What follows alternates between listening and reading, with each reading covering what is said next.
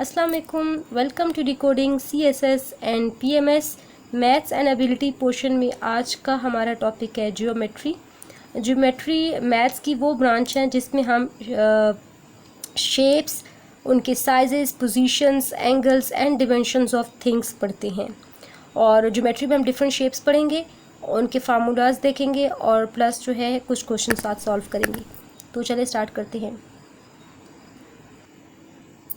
सबसे पहले जो हम फिगर करेंगे वो है रेक्टेंगल एक ऐसी शेप होती है जिसकी दो साइड्स होती हैं वो साइज़ में इक्वल होती हैं और अपोजिट साइड जो होते हैं वो साइज़ में इक्वल होती हैं, मतलब उनकी लेंथ सेम होती है। और जो स्मॉलर साइड होती है उसको हम विड्थ या ब्रेथ बोलते हैं, ठीक है। और जो हमारे पास इसकी दूसरी साइड है इसको हम लेंथ ले लेंगे।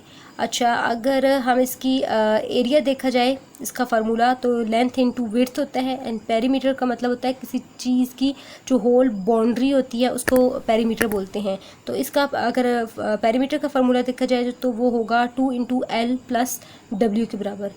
अब इसका पहला क्वेश्चन हम देख लेते हैं कि वो कहते हैं if a perimeter of a rectangle is 56 and its length is 16, what is the area of rectangle. हाँ, हमें जो डाटा में चीज़ दी गई है वो है हमारे पास पेरीमीटर 56 और इसकी लेंथ L जो है वो 16 है। एरिया हमने फाइंड करना है। अगर हम पेरीमीटर का फार्मूला पुट करें P × 2 × L + W, पेरीमीटर की जगह उसकी वैल्यू 56, 2 अपनी जगह पे आएगा, 16 जो है वो लेंथ है तो उसकी जगह हम वैल्यू पुट करेंगे प्लस W। इनको सिंप्लीफाई करेंगे, 56 / 2 = 16 + W आ जाएगा। 2 को जब 56 को 2 पे डिवाइड किया तो 28 आया, 16 यहाँ पे प्लस हो रहा है, दूसरी तरफ जाके ये माइनस हो जाएगा। तो W की वैल्यू यानी कि विड्थ की जो वैल्यू आ जाएगी वो 12 आ जाएगी, ठीक है। और हमने तो एरिया फाइंड करना है, तो एरिया का फार्मूला है L × W। तो L की जगह वैल्यू पुट की 16 × विड्थ की वैल्यू पुट की 12, तो 12 जो होता है वो 192 मीटर स्क्वायर रहता है। एरिया का जो यूनिट होता है वो हमेशा मीटर स्क्वायर होता है, अगर सेंटीमीटर में तो वो सेंटीमीटर स्क्वायर रहेगा। तो ये सिंपल सा फार्मूला था, इसके थ्रू हम इन दो फार्मूला के थ्रू हम पेरीमीटर या एरिया फाइंड कर सकते हैं। और बाज़ दफ़ा वो एरिया और पेरीमीटर दे सकता है, लेंथ वगैरह या विड्थ वगैरह पूछ सकता है, तो वो भी हम इसी फार्मूला के थ्रू फाइंड कर सकते हैं। अच्छा, सेकंड क्वेश्चन जो है हमारा, the length of a rectangle is 5 times its width and its area is 125, then its perimeter is given by, मतलब हमने पेरीमीटर फाइंड करना है। यानी कि हमें दिया हुआ है कि इसकी जो लेंथ है वो विड्थ का 5 टाइम है। अगर सपोज हम कहते हैं कि विड्थ x है तो लेंथ क्या हो जाएगी, वो 5x हो जाएगी। एरिया जो है वो हमारे पास 125 दिया हुआ है और पेरीमीटर हमने फाइंड करना है। अब हम पहले एरिया का फार्मूला पुट करेंगे, A × L × W आ जाएगा। एरिया की जगह वैल्यू पुट की 125, लेंथ को हमने 5x लिया तो उसकी वैल्यू पुट करेंगे और हमारे पास विड्थ की वैल्यू जो x है वो आ जाएगी अपनी जगह पे। अच्छा, 5x × x है, इनको आपस में मल्टीप्लाई किया तो हमारे पास आ जाएगा 5x का स्क्वायर, और एरिया की जगह 125 था। अगर हम इसको मतलब रीअरेंज कर लें और 5 को दूसरी तरफ जाके क्रॉस मल्टीप्लाई करें तो 125 / 5 हो जाएगा और x स्क्वायर अपनी जगह आ जाएगा। हमें x स्क्वायर नहीं चाहिए, हमें तो x चाहिए, तो हम पहले इनको सिंप्लीफाई करेंगे। 125 को डिवाइड किया 5 पे तो हमारे पास आंसर आया 25। दैन हम अंडर रूट ले लेंगे दोनों साइड पे तो हमारे पास x = 5 आ जाएगा। इसका मतलब है x हमारे पास x को हमने सपोज किया था वो विड्थ है, तो हमारे पास विड्थ हो जाएगी 5 और लेंथ जो थी वो 5x था, तो 5 × 5 जो है वो हमारे पास क्या आएगा 25। तो लेंथ की जो वैल्यू आई वो हमारे पास 25 आ गई। अब हमने पेरीमीटर फाइंड करना तो हम उसका फार्मूला पुट कर लेंगे, P × 2 × L + W, और 2 की जगह अपनी जगह आ गया था। और ये यहाँ पर मैंने बता दिया कि L जो था वो हमारे पास 5x था तो उसकी वैल्यू हमने 5 × 5 किया तो 25 आ गया, और विड्थ x था हमारे पास, ठीक है, तो उसकी वैल्यू हमारे पास 5 है और वो आ जाएगा यहाँ पर। अब 25 के अंदर अगर हम 5 ऐड करें तो 30 आता है, 30 को हम 2 से मल्टीप्लाई करें, जो फार्मूला में 2 है, तो हमारे पास 60 आ जाएगा। तो पेरीमीटर हमारे पास 60 आ गया।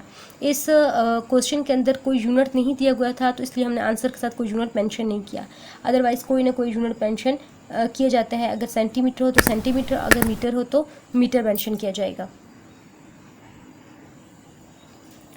और एक और क्वेश्चन हम देख लेते हैं इससे कि वो कहता है the perimeter of a rectangle plot is, rectangular plot का जो पेरीमीटर है वो 34 है एंड इट्स एरिया इज़ 60, यानी कि हमें पेरीमीटर और एरिया दिया गया है। Then measure of its longer side क्या होगी, यानी कि मयरमेंट हमने जो इसकी लॉन्गर साइड है उसकी लेंथ फाइंड करना है। तो अगर हम सोल्यूशन देखें तो पेरीमीटर हमारे पास 34 है, एरिया 60 है, लेंथ मतलब ऑफ लॉन्गर साइड हमने फाइंड करनी है। इस तरह के सवाल भी दे सकते हैं। अब इसके लिए हम फार्मूला वही पुट करेंगे, P equals 2 into L plus W, perimeter की जगह उसकी वैल्यू पुट की 34 in equals to 2 into L plus W आ गया, और 2 को जाके क्रॉस मल्टीप्लाई किया तो वो हमारे पास 34/2 आ जाएगा इक्वल्स टू एल प्लस डब्ल्यू। अच्छा, फिर हम इसको रीअरेंज कर लें अपनी ईज़ के लिए, तो L plus W equals to 34 divided by 2 है तो इक्वल्स टू 17 आ गया। तो हमारे पास एक इक्वेशन बन जाएगी L plus W equals to 17, इसको हम इक्वेशन 1 का नाम दे देते हैं। और जैसे कि हमें पता है कि एरिया का जो फार्मूला है रेक्टेंगुलर शेप का A equals to L into W होता है। ए की वैल्यू हमें दी हुई था, एरिया दिया होता है 60 equals to L into W, या हम इसको लिख सकते हैं L into W equals to 60, और इसको हम इक्वेशन 2 बना लेते हैं। अब हम क्या करेंगे, हमारे पास जब दो इक्वेशंस आ गई हैं तो हम इनमें से एक की वैल्यू जो है वो पुट कर लेंगे, यानी कि फ्रॉम इक्वेशन 1 अगर हम करें तो हम क्या कर सकते हैं कि L plus W equals to 17 था, अगर हम W को यानी कि विड्थ को दूसरी तरफ ले जाएं तो हमारे पास L की वैल्यू आ जाएगी, यानी कि सपोज्ड वैल्यू आ जाएगी L equals to 17 minus W। तो अब हम इस L की वैल्यू इक्वेशन 2 में पुट कर सकते हैं और जो है वो हम इसकी वैल्यू फाइंड कर सकते हैं। इससे एंड पे हमारे पास विड्थ की वैल्यू आ जाएगी। अब हम क्या करेंगे, हमारे पास L equals to 17 minus W है, यानी कि ये सपोज्ड वैल्यू है L की, हम इसको इक्वेशन 2 के अंदर पुट कर लेंगे। तो L 17 प्लस ये हमारे पास था जो इक्वेशन 2 है हमारे पास, L into W L into W equals to 60, उसके अंदर हमने वैल्यू पुट कर लिया L की, तो 17 minus W into W equals to 60 हो गया। तो इसको मल्टीप्लाई करेंगे W के साथ, तो 17 into 17 multiply by width equals to 17 width आ जाएगा, माइनस विड्थ का स्क्वायर आ गया इक्वल्स टू 60। अब यहाँ पर अगर हम इस इक्वेशन के अंदर यहाँ पर 0 मेंशन कर दें और इस विड्थ को हम दूसरी तरफ ले जाएं तो ये प्लस हो जाएगा, प्लस W 17 यहाँ पे प्लस में दूसरी तरफ जाके माइनस W हो जाएगा, और 16 ऑलरेडी अपनी साइड पे था तो 16 रह गया। यानी इस इक्वेशन को हम दोबारा से रीअरेंज करके लिखें ऑन द राइट हैंड, तो हम लेफ्ट हैंड तो हम लिखेंगे W square minus 17 W plus 16 equals to 0। W for width है, ठीक है, तो इसलिए मैं इसको W ही बोल रही हूँ। ओके, अब यहाँ पर ये हमारे पास वेक्टर, हम इसको वेक्टर मेथड के थ्रू जो है इसको सॉल्व करेंगे। तो हमारे पास W का square equal minus 12W minus 5W plus 16 आ जाएगा। कैसे कि ये एक फैक्टराइजेशन का मेथड है, जब हमने मिड वाले जो डिजिट होता है उसको दो फैक्टर्स में डिवाइड कर लेते हैं। वो कैसे करते हैं कि हमारे पास अगर हम 60 और W को मल्टीप्लाई करें तो 60W स्क्वायर आता है। हमने एक ऐसी चीज़ को, दो वैल्यूज़ को आपस में मल्टीप्लाई करना है कि जिनको हम मल्टीप्लाई करें तो हमारे पास आंसर जो है वो इस चीज़ के इक्वल आए, और जो हम उनको प्लस या माइनस करें तो जो मिडल डिजिट है वो आ जाए। तो अगर हम 12 इंटू 5 करें तो 60 आता है, 12 इंटू 5 इनके 60 आता है, लेकिन अगर हम 12 और 5 को ऐड करें तो हमारे पास आंसर 17 आता है। तो इसलिए इसकर हम 17W के फैक्टर बनाएं तो हमारे पास माइनस 12W और माइनस 5W आएगा, माइनस माइनस प्लस हो जाएगा, तो हमारे पास ओवरऑल आंसर 17W के बराबर आएगा। तो इसी तरह हम इनके फैक्टर्स बना लेंगे, यहाँ पे इसका एक पेयर बना लेंगे और यहाँ से 5W प्लस 6 का पेयर बना लेंगे। जब इनका पेयर बनाया तो इनमें से कॉमन W आ गया इंटू W माइनस 12 आ गया, और यहाँ से 5 कॉमन हुआ तो माइनस 5 इंटू W माइनस 12 आ गया। तो ये दोनों कॉमन है, ये एक फैक्टर बन जाएगा, और इस चीज़ का हम एक फैक्टर बना लेंगे W माइनस 5 इक्वल टू 0। तो हमारे पास दो फैक्टर आगे हैं, और उन्हीं फैक्टर से हम विड्थ की वैल्यू फाइंड करेंगे। W माइनस 12 इक्वल्स टू 0 होता है and W minus 5 equals to 0 होता है। और यहाँ पर अगर हम इसके थ्रू वैल्यू फाइंड करें तो W इक्वल्स टू इस फैक्टर से हमारे पास विड्थ की वैल्यू आती है W=12 और यहाँ से आती है W=5। 5 को दूसरी तरफ ले जाएंगे तो प्लस में हो जाएगा। अब हमें पता है कि लेंथ की वैल्यू जो है वो हमेशा विड्थ की वैल्यू से ज़्यादा होती है, तो हम 12 को कंसिडर नहीं करेंगे, हम इसके अंदर 5 को कंसिडर करेंगे।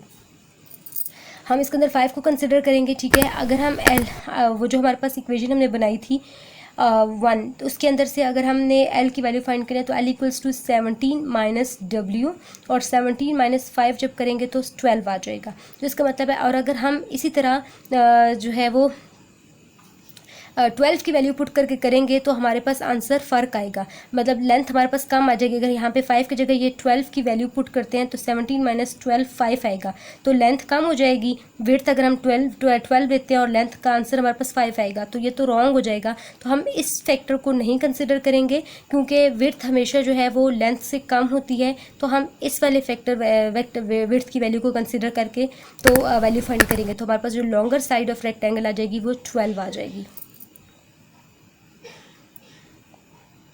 आज की वीडियो में इतना ही। नेक्स्ट वीडियो में हम जो है वो जियोमेट्री के पोर्शन में से ही एक और शेप को डिस्कस करेंगे, उसका फार्मूला प्लस कुछ क्वेश्चन सॉल्व करेंगे, ठीक है। और अगर आपको वीडियो अच्छी लगी है तो लाइक कर दें, सब्सक्राइब कर दें। Thank you so much.